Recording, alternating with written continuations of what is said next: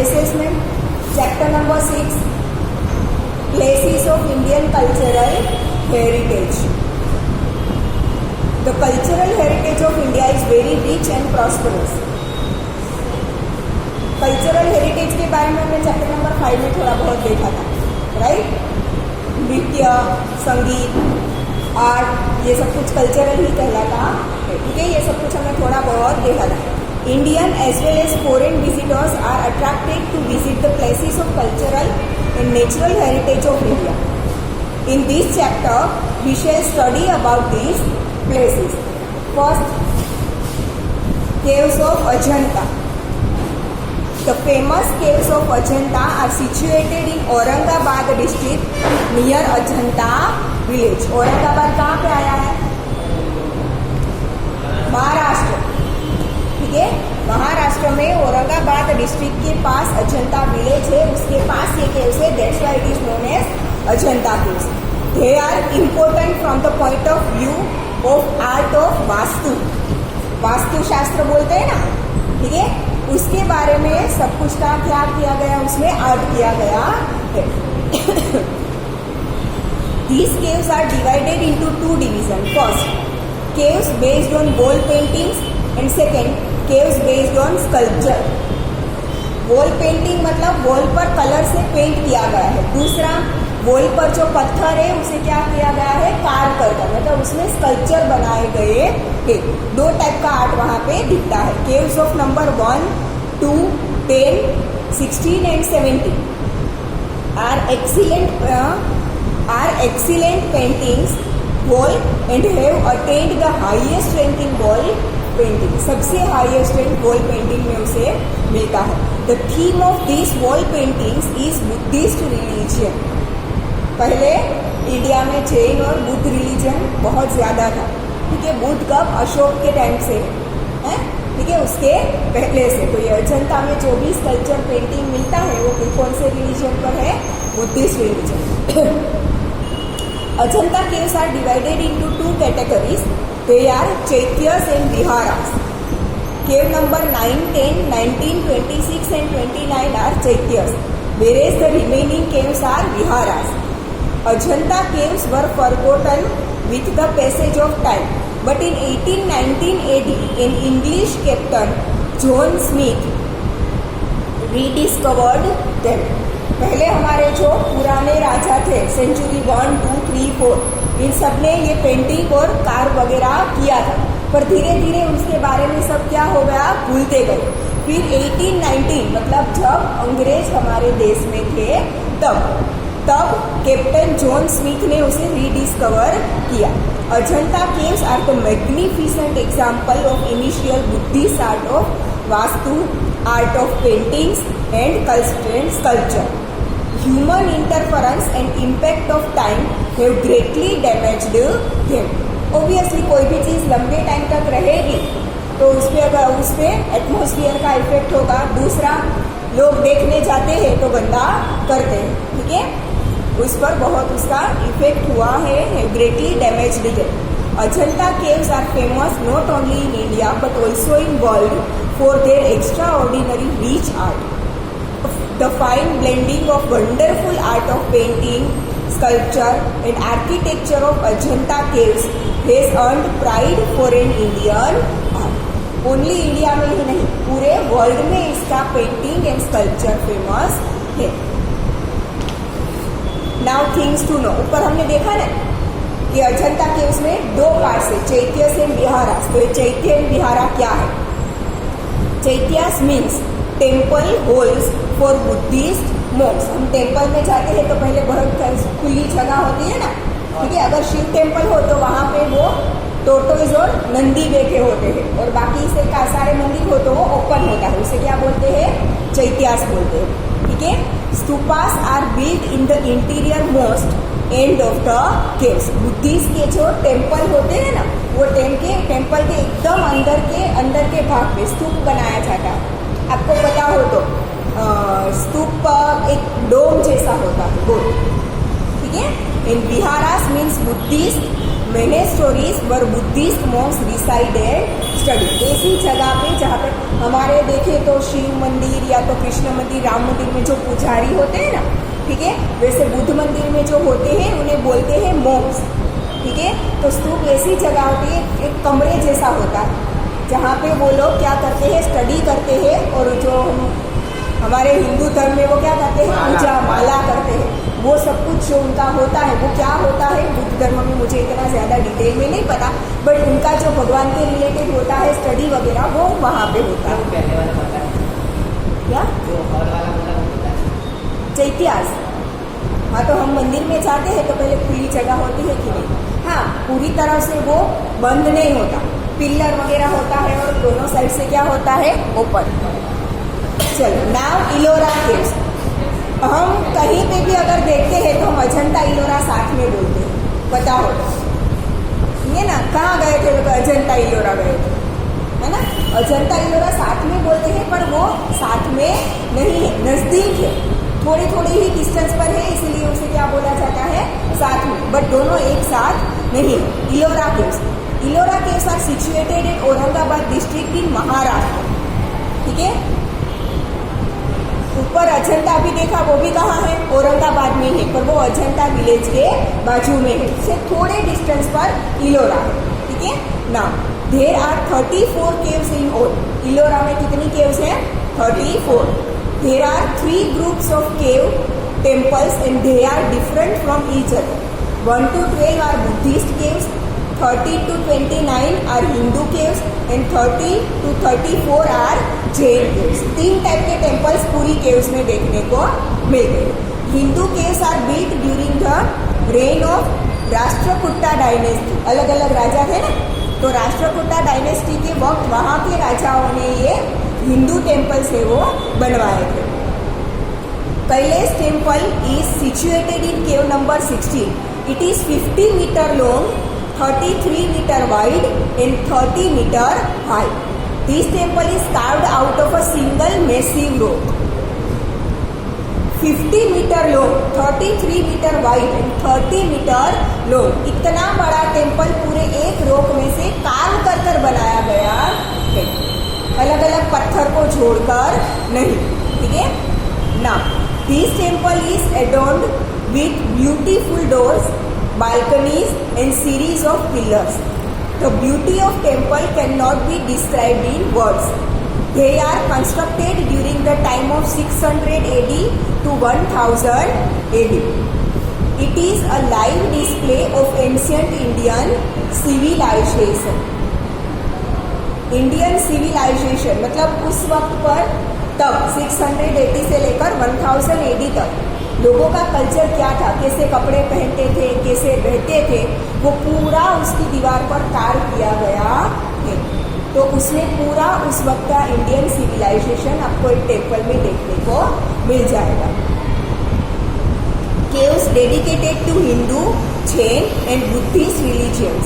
Ellora campus is not only an example of magnificent creation of art, but also best example of excellent technology. Obviously 50 meter long, 33 meter wide and 30 meter high, पूरा इतना बड़ा temple एक ही rock में से curve करना, तो technology की जरूरत पड़ती है, वरना कार्व करने जाओ पत्थर टूट जाएगा, ठीक है। तो उस वक्त पर कितना टेक्नोलॉजी के बारे में लोगों को पता था, सोचो, ठीक है। Now more over It describes about the patience of Indians. Curve करने में पेशेंस भी चाहिए। इतना बड़ा मंदिर एक ही पत्थर में से कार्व करना कितनी देर लगी होगी। हमें एक मूर्ति इतनी बनानी हो तो 10 से 12 दिन शायद कोई अच्छा आर्टिस्ट हो तो उसे लग जाएंगे। हमारे जैसे लोग तो 1 साल तक मेहनत करें तब होगा, क्योंकि कार्विंग हमें नहीं आता। तो वो लोग को 10 से 12 दिन इतनी छोटी मूर्ति कार्व करने में लग जाते हैं, तो ये पूरा इतना बड़ा टेम्पल कार्व करने में कितना टाइम लगा होगा। तो पेशेंस की जरूरत होगी। थक कर छोड़ दो, चलो नहीं करना, एक पिलर बना छोड़ दो, ठीक है ना। Elephanta caves, these caves are built in the Arabian Sea, 12 kilometre away from Mumbai in Maharashtra. Mumbai Maharashtra से 12 किलोमीटर दूर कहाँ पर है? अरेबियन सी में। गुजरात के नीचे का आप ये जो समंदर देखो तो वहाँ पर ये अरेबियन सी है ना, ठीक है ना। There are 7 caves in all. There is a huge stone monument of an elephant. Elephant का बहुत बड़ा मॉन्यूमेंट, एक ही स्टोन में से पूरा काट कर कर एलिफेंट बनाया गया है, इसकी वजह से एलिफेंटा।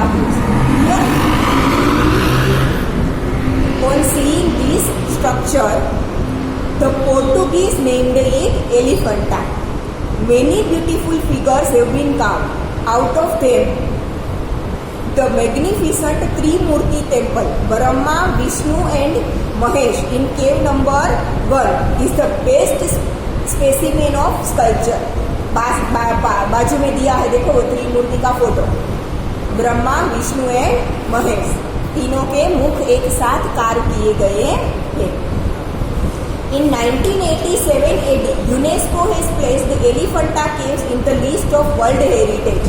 वर्ल्ड हेरिटेज साइट्स है ना अलग अलग पूरी दुनिया में, ठीक है। उसमें से ये क्या है? हमारी एलिफेंटा की केव्स भी आती है। हमारा अहमदाबाद तो पूरा वर्ल्ड हेरिटेज सिटी के नाम से जाना जाता है, क्योंकि यहाँ पे तो बहुत सारी हेरिटेज साइट्स है। तो कितनी सारी साइट्स मिलती है अहमदाबाद, तो इन सबको इंक्लूड करने की वजह क्या कर दिया? पूरे अहमदाबाद सिटी को ही वर्ल्ड हेरिटेज सिटी बना दिया, ठीक है ना। Local fisherman call it Dharapuri. Elephanta की केव्स को वो लोग क्या नाम देते हैं? धरापुरी। वहाँ के लोकल के जो लोग हैं वो। Now Mahabalipuram is located 60 kilometre away from Chennai. This city of Tamil Nadu is famous for its splendid temple architecture and seashore. Narasimhavarman one मतलब वहाँ का राजा है, ठीक है। हमारे में भी होते हैं ना, मतलब हमारे जो पुराने राजा थे उसमें बहुत सारे राजा के ऐसे नाम होंगे जो रिपीट होते हैं, तो उसमें 1, 2, 3 लगा देते हैं, ठीक है।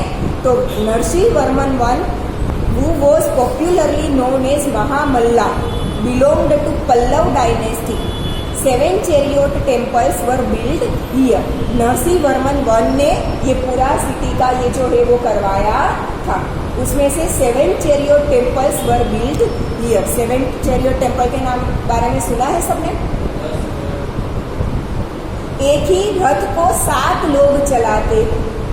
रथ को जो चलाने वाला होता है ना उसे चैरियट बोलते हैं, ठीक है। तो एक ही रथ को, मतलब रथ नहीं, रथ के जैसा पूरा एक टेम्पल है, रथ के शेप में पूरा एक टेम्पल है जिसके आगे 7 लोग चलाते हो, वैसा उसे कार्य किया गया है, इसीलिए उसे 7 चैरियट टेम्पल बोलते हैं, ठीक है। At present only 5 chariot temples exist.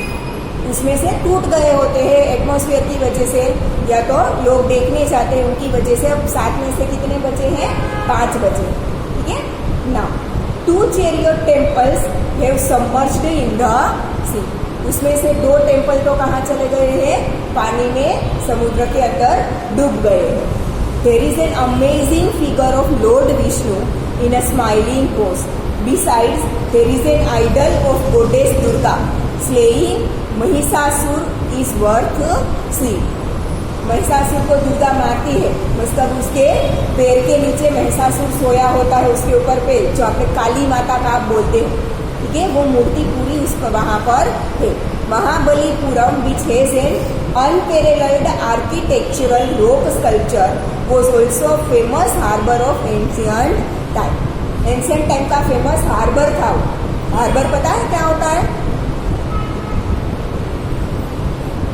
समुद्र के किनारे पे चीजों की लेन देन के लिए जो हम पोर्ट बोलते हैं ना, पोर्ट पता है?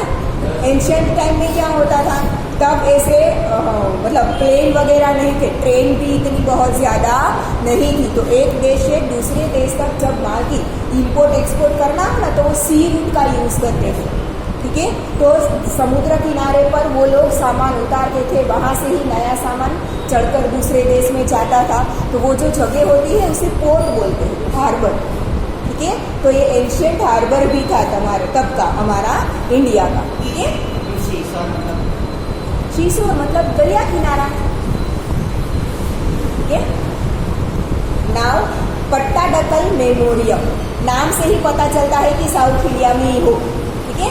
Pattadakal, the capital of Chalukya dynasty, is 60 kilometers away from Badami Nagar, and Dravid style of architecture is used in the construction of temples here.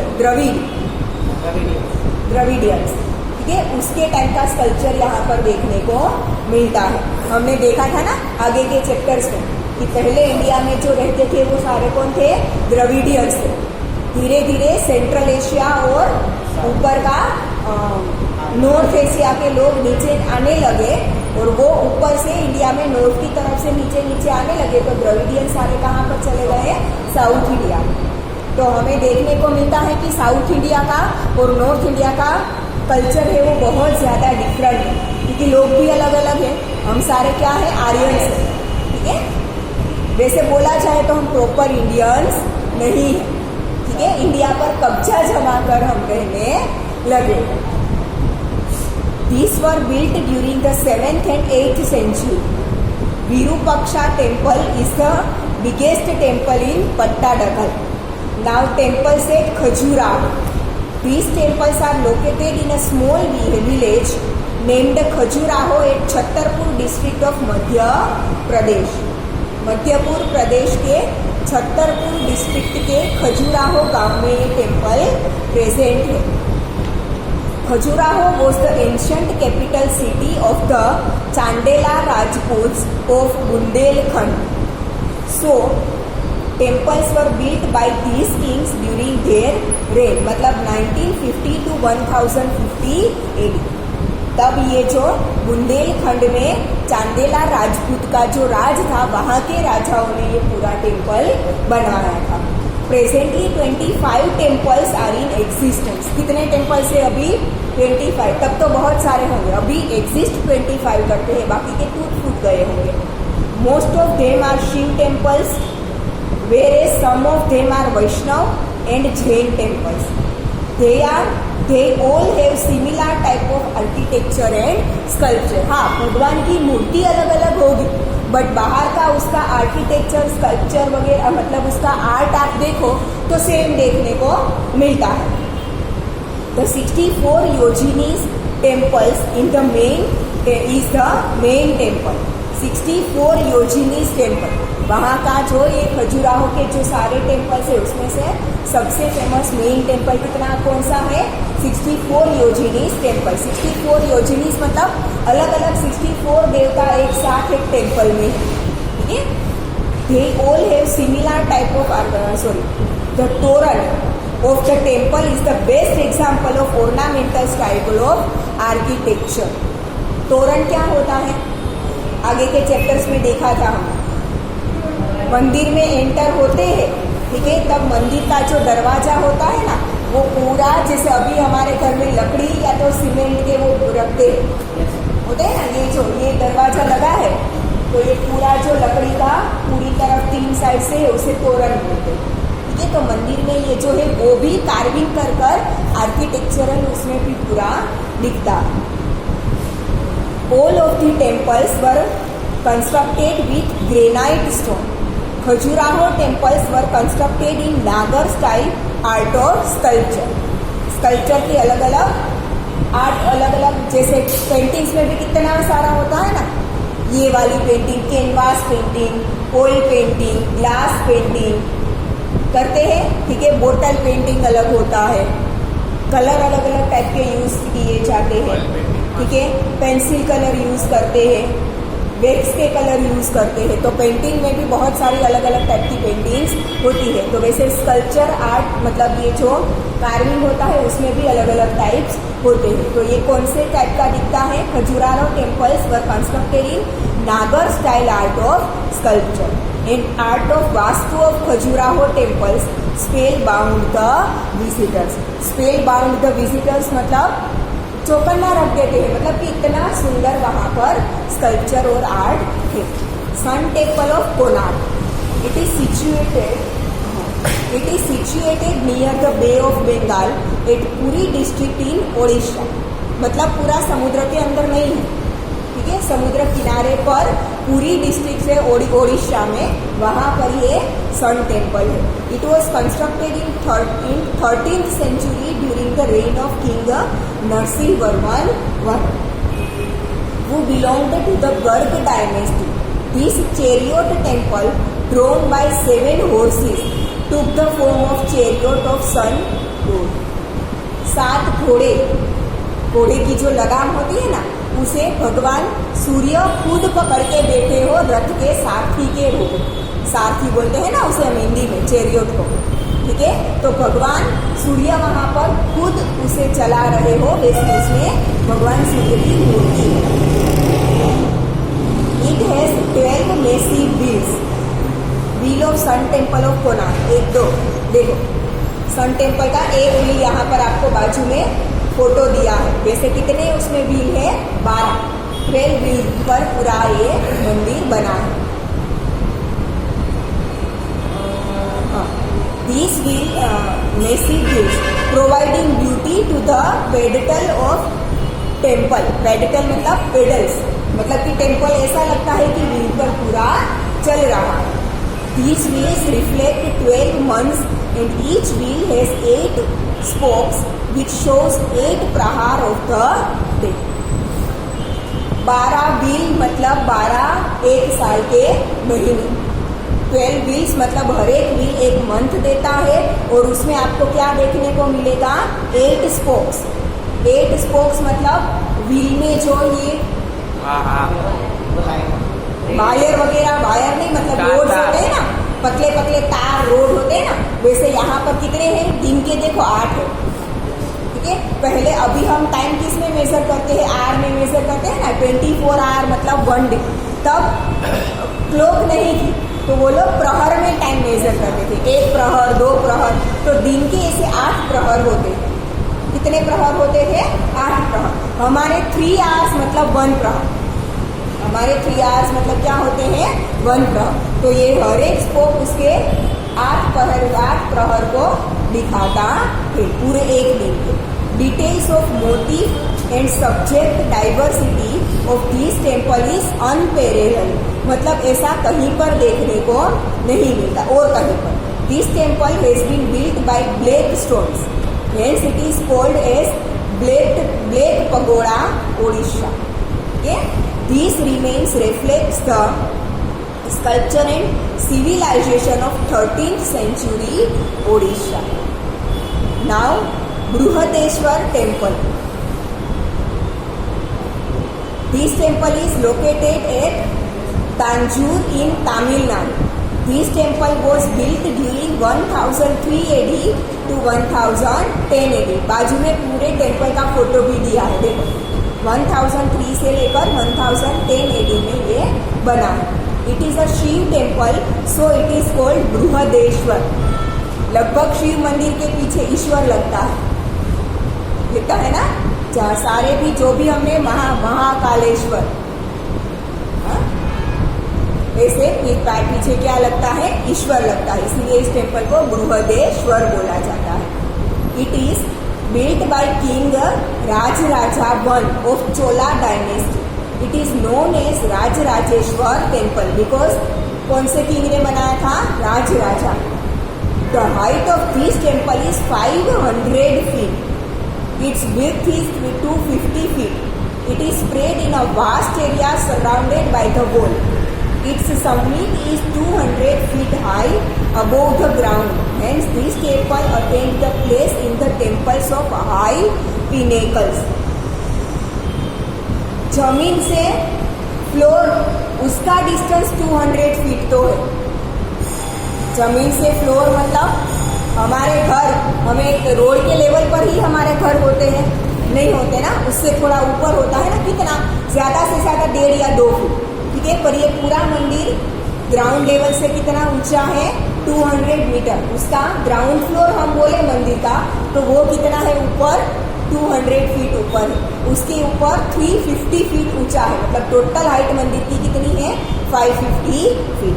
ठीक है, नहीं सॉरी 500 फीट. मतलब 200 फीट ग्राउंड फ्लोर से, मतलब ग्राउंड से, और 300 फीट ऊपर मंदिर की है. ठीक है ना. above the ground. Hence, this temple attained the place in the temples of high pinnacles. High pinnacles मतलब फर्स्ट जो आता है उसे क्या बोलते हैं, पूरी हाइट को पिनेकल बोलते हैं. This is a marvellous heritage of architectural art of Indian due to its gorgeous and huge size of pinnacle and artistic decoration. In the same way, it has secured a place among the best temples of South India. South India के temples में से ये temple क्या माना जाता है, best. It has been constructed in Dravidian style of, okay?